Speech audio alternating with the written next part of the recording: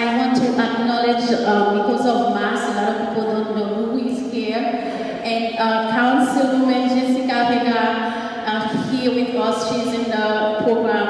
Shawnee, she's here with us. We have Vinson in the program with us that we're speaking. And we have my good friend Hilary Levy, Sweetman.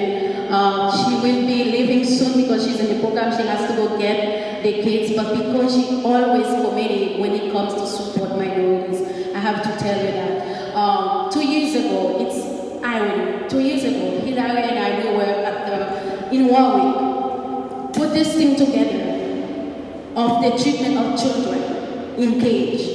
And I would never thought today I would stand up here to protest, to condemn at the administration under this current Biden-Harris administration, what is happening at the border. And Hilary, it's an honor for me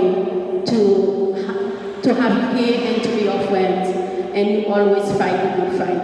And I call you right now, I know you have to go get the kids. And after we continue with the program, you know we have to do the work, right?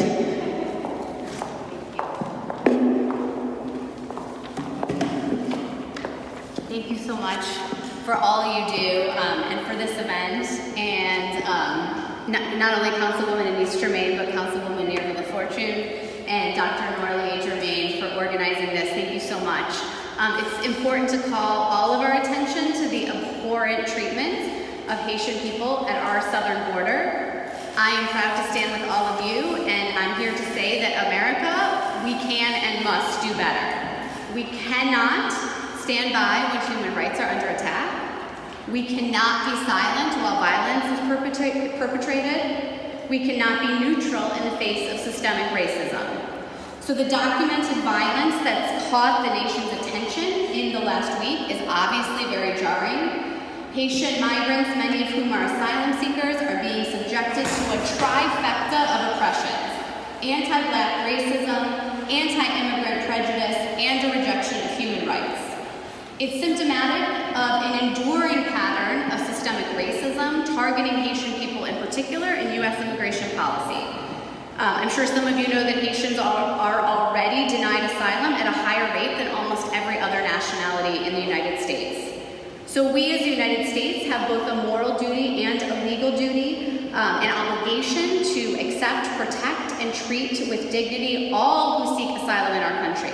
Since 1951, the Geneva Convention on Refugees has granted that seeking asylum is a basic protected human right. But what we've seen at our southern borders appears to be anything but the welcoming of asylum seekers, as provided for by both international covenant and our own laws and beliefs. So I myself am deeply confused and profoundly disturbed that we're talking about this under the Biden-Harris administration. As Anise said, it was in 2018 that we came together to protest and raise money for the Florence Project for the kids who were in cages at our border. And I just have to ask, how are we still here? So let me be clear. We must not engage in intimidation, tactics, violence, discrimination, systemic racism, and all of these things that these Border Patrol agents have demonstrated.